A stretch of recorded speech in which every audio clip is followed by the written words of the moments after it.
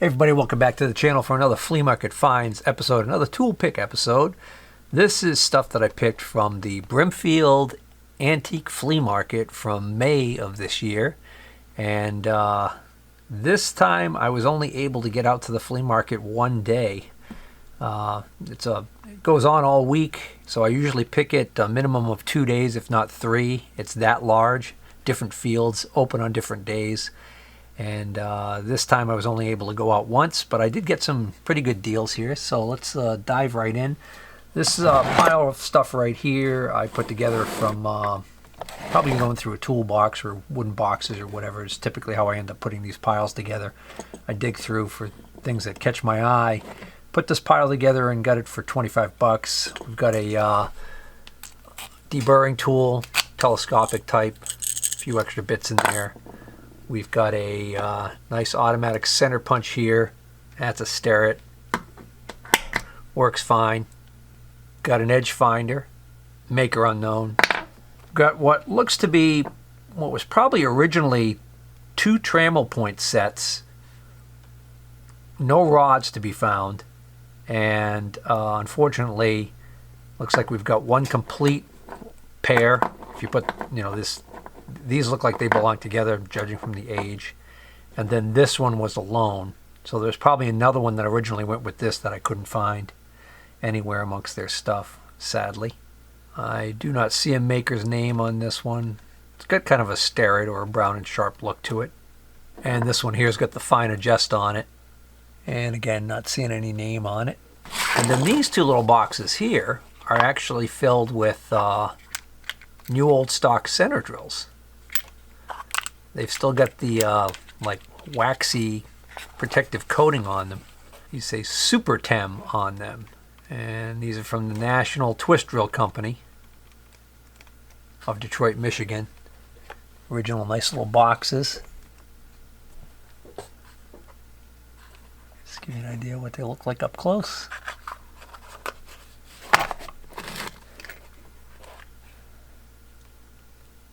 So these, oddly enough, look like high-speed steel, and these other ones look like they're coated with an oxide coating. All right, then I found this box at a dealer that didn't have really too much else for me, but caught my eye. It says hardened Gold Star high-speed tool holder bits made by the Carpenter Steel Company of Reading, Pennsylvania. It's kind of an interesting symbolism here. It's almost like the Star of David, right? Anyways, what's inside here are these almost like forming tools. So what I'm wondering is whether or not these aren't for metal spinning on a lathe. And high-speed tool holder bits. I guess it's also quite possible that these have absolutely nothing to do with this box, and they were just put in here. These were left out in the rain.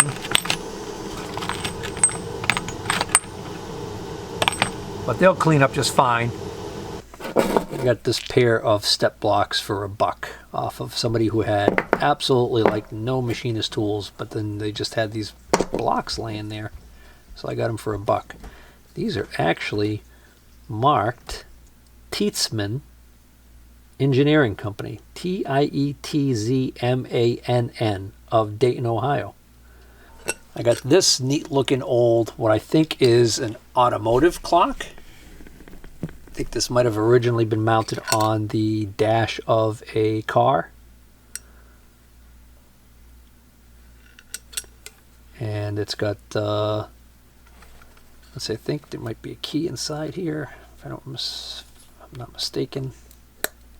That's why there's a noise jiggling. Oh, there's a screw.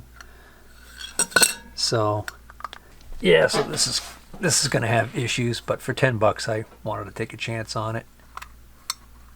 And speaking of oddities that caught my eye, picked up this little part right. Picked up this little doohickey right here for $20 off a guy I've bought tools off of before. I asked him if he had any machinist tools for me this trip, and he said no, but he says, but I do have this one item. And he described it as a jeweler's lathe, I think. And I don't know, I caught my eye, so I paid him the 20 he wanted for this thing. So this is a tiny pulley. Of course, there could be pieces missing to this too, I don't know.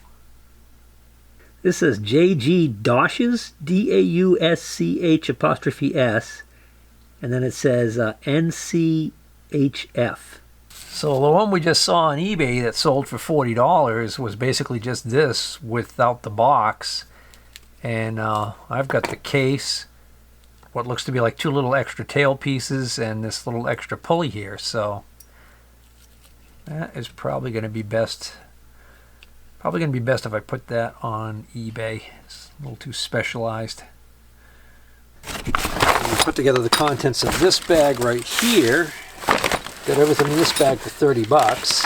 Starrett 18A automatic center punch. That appears to have something seriously wrong with it. So this pile of stuff right here, I paid 30 bucks for, and included this nice Starrett center head for a Starrett combination square blade. These 3 mandrels or arbors. So these are basically tapered shafts for pressing on, you could press on a, say like a gear blank or something like that, and then do whatever operation you need to do to that round piece.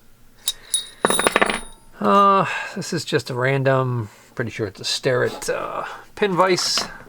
When I can buy them like this loose for, you know, like $1 a piece or so. This is the A size. I'll collect them and I'll wait until I get a few of them together and see if I can make sets. This is a Starrett small hole gauge, a number 82 SC, and it's actually what's in there. Another little Starrett tap wrench. And then this little made in Japan, oh, what do you call these things? But basically it's like a little hand microscope, and you can't really see it, but on this, for lack of a better term, we'll call this an objective lens end here, there's actually a disc that has writing and stuff on it, so that when you look through it, you can actually do different measurements on a piece. So some of them are angles, some of them are distance. Oh, this is a Mitutoyo 8 power, I just noticed that. The way it basically works is the light comes in through this clear side here, so you can see what you're looking at. So what's in here now is a number 5 lens, so it's broken up into sections. One little segment can do angles, another segment can do radiuses, another segment, there's some small hole sizes already in there, and then there's a couple of little tiny scales in there for doing measurements. And then it's got this little cover, and unfortunately the cover melted. So it still goes on, but it kind of really took a beating there. Oh, and last but not least, what was in there was this general punch, center punch, and this Starrett hermaphrodite caliper with the adjustable leg. Oh, this next pile right here I put together for 25 bucks. Most of it's low dollar items. That's a hole attachment tool. There's a clamp for an indicator rod. This is just a little itty bitty Brownie branded C-clamp.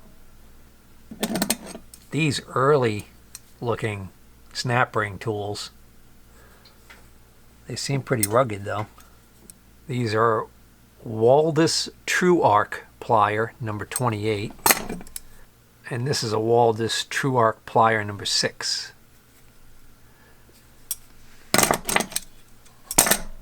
Another Starrett center head, a little rusty and a little dirty,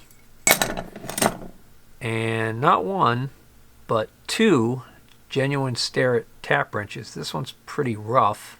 Jaws look okay though. This one's pretty nice actually underneath all the surface rust here, and this is actually the largest I think in this style. I forgot what letter this would be. And I bought this surface gauge off a guy for 25 bucks, and I had pretty much stopped buying these a while back now because I just have so many of them. But what I liked about this one, I mean, it's nice that it's this really small one, but not only is it complete with the scriber, not only is it a genuine Starrett, it's actually clearly marked on the top here, but what I really thought was kind of cool about this was that it was with this piece, which I've never seen before.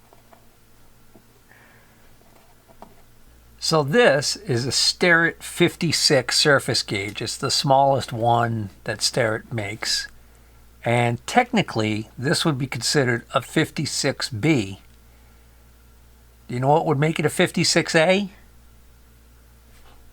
When it comes with this.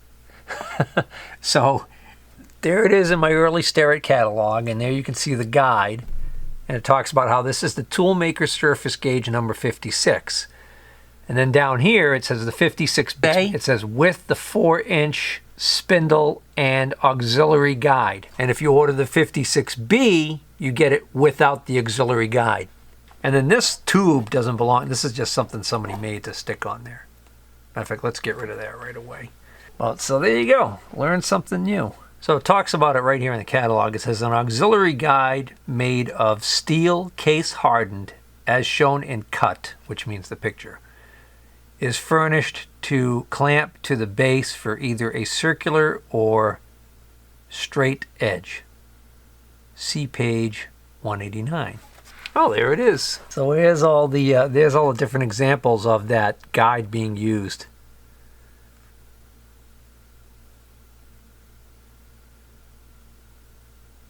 In other words, we're going to put this on like this, and now we can use it like that. Or if we flipped it around and we had the V-groove on there, we could use it on a round piece like this.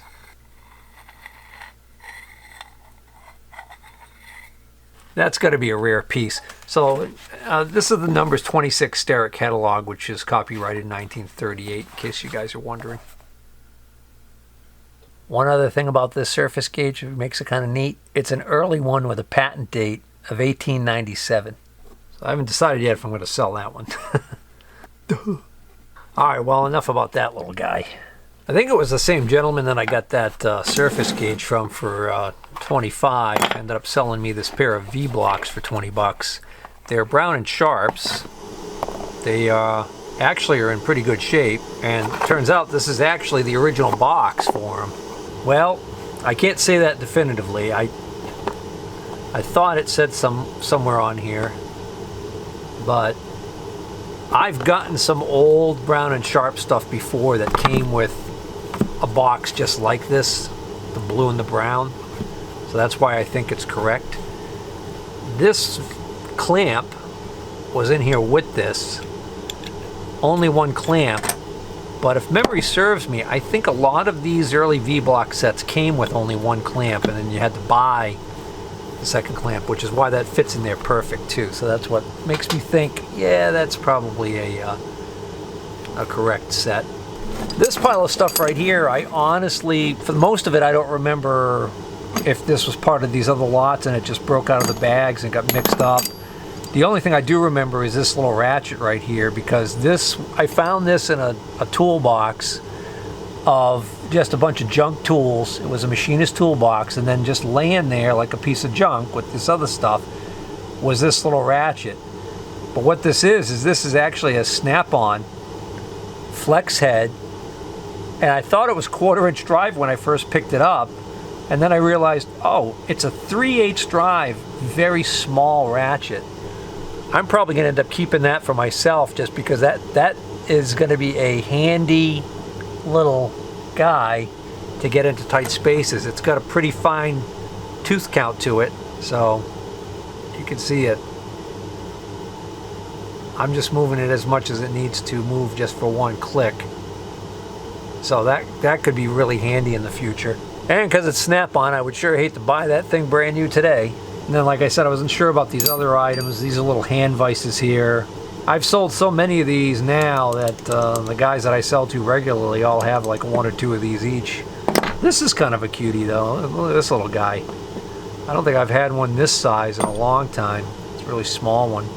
This is the typical size that I find. And then this is a genuine Starrett indicator post holder. So this could go right in the tool post on your lathe, you know, your rocker style tool post, or even on a height gauge. And then this rod can either screw it in this way or this way, and then you would put a snug on here with an indicator. Typically I think the back button indicator is used on these. I honestly don't remember. Yeah, there we go, the 196. This is the indicator I was thinking of. Good old 196 back button style. So this would typically be, the snug should fit this. It does. Okay, so that goes in there. That's what goes in there. Rod goes in there. Where's that hole? Now, that hole, that inside hole tool, I think it's the wrong size. So this is what's supposed to go here. Yeah, no, yeah, that's right, because that goes on here. All right, yeah. So this goes on here, like that, all right? And that allows you to transfer the movement in the bore to your indicator out here, right? And last but not least, we should have a clamp to go here like this, but not this particular. Oh no, wait a minute, let's see. Actually, this might be the right one. Son of a gun, it is. Look at that.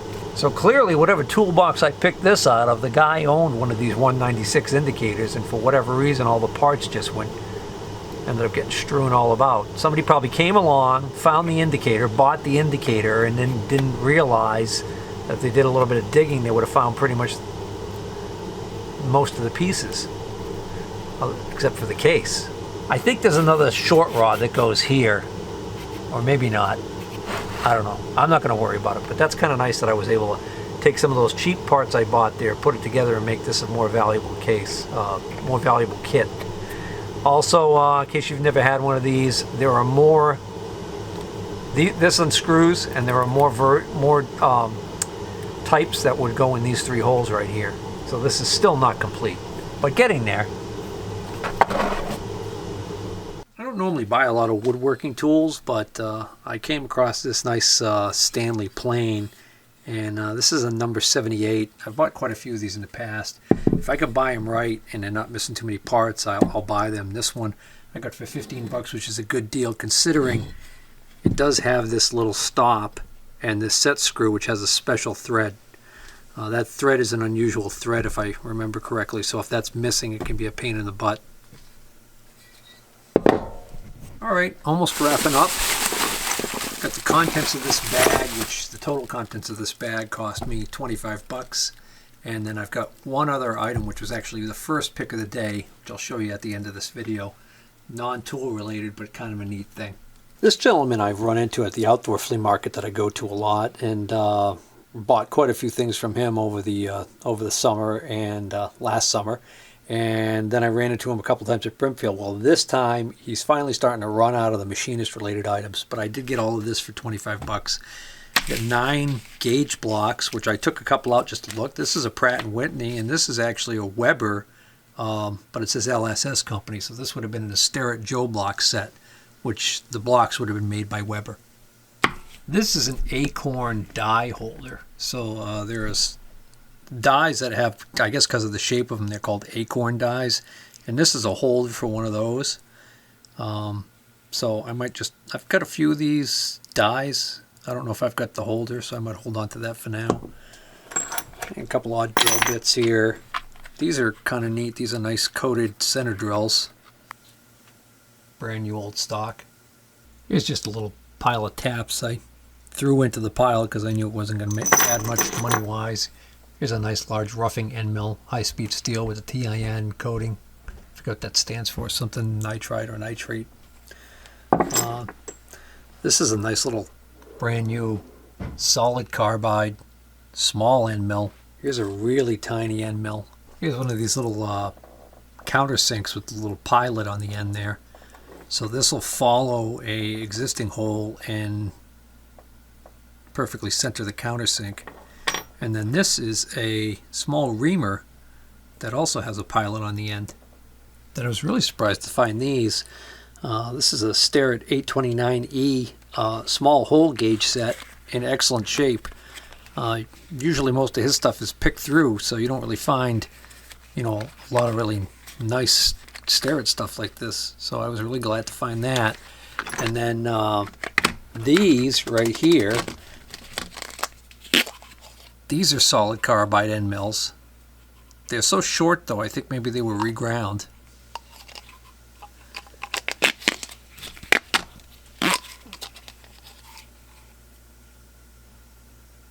This is what appears to be a brand new unused Kennametal grooving tool. I believe this holds inserts for grooving.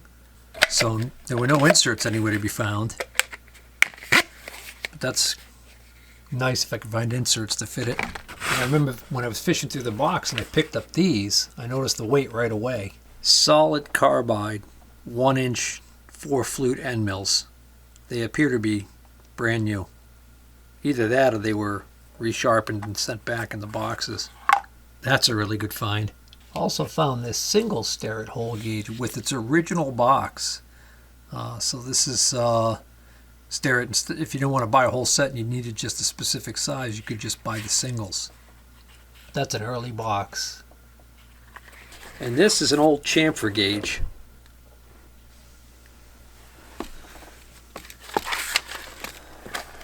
So most of these that I come across are made by a company called Brunswick. This looks like this might be a Brunswick one. This is usually black, but to me it looks like maybe somebody took the time to actually take the flaking black paint off and clean it up, make it look prettier. The indicator seems to work fine. That's probably a Starrett indicator. They usually use Starrett. Oh no, that's an SPI. You can change the indicator out. This is the part that actually makes it the chamfer check. And last but not least, we have this very early Lufkin indicator. What's neat about this is it's got the original Lufkin case. It's kind of hard to see, but it says Lufkin over here. And then, of course, Lufkin here. It's a velvet line case, like jewelry, like they did back in the day. This has got the case hardening on it. It's got a brass background here for the indicator needle. And like most of these old suckers, it still works. This one's a little hard to actuate, but okay, I was doing it wrong. So this would be a very nice piece for a Lufkin collector. All right, let me go get that last piece and then we'll call this video a wrap. So this was actually the first item I purchased, and it was like first thing in the morning. It was still very early. I was going by this guy's table and I saw that he had this Pioneer turntable there, and what caught my eye was the model. This is a PL540, so this is actually a pretty nice turntable. Give you an idea, on eBay, the last two of these to have sold in the past 3 months in good working used condition brought $350 and $400. Not bad. This one has one problem I noticed right away, which I'll get to in a moment, but first I'm dying to see whether or not this thing has any life in it. This is a direct drive turntable, meaning that the motor shaft is actually what the platter here mounts to, so there's no belts. So you don't have to worry about belts going bad or being bad from sitting for a long time. However, it also means that if it doesn't run at all, or if it doesn't regulate speed properly, chances are you've got an electronic problem with the motor controller that is not worth repairing, unless you could source a good used motor. So the lock down here, Q is down, so we'll throw a record on here just so we have something for the needle to lower onto. Assuming there is a needle still on here. There is. That's a good sign. If the cartridge was already robbed out of it, or even the needle was missing, that might be an indicator of some other issues. So let's see. It should start as soon as I bring this over, and it does. This has this neat little area over here that lights up. I'll show you in a minute. It says Quartz PLL. That sounds like it's going very fast. That's because it was on 45. Jeff Beck plays pretty fast as it is, but I know that he didn't play. That was a little crazy. All right, so let's check and see if the cue mechanism works. It does. That's great. So interestingly enough, I don't see a pitch control to fine-tune dial in the speed on this thing. So I think this might be auto-regulating. Yeah, no knobs. Now, this is automatic return, so when it gets to the end of the record, it should lift and automatically return and shut off. But the funny thing is, I don't see a button. Usually there's a button that if like the record's halfway through and you want to leave, you just hit that button and it'll do the same thing it's doing right now.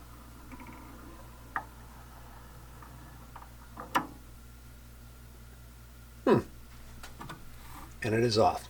So it seems to be working. Also, let's talk about how much I paid for this thing. I got this thing for the heck of a deal of $35.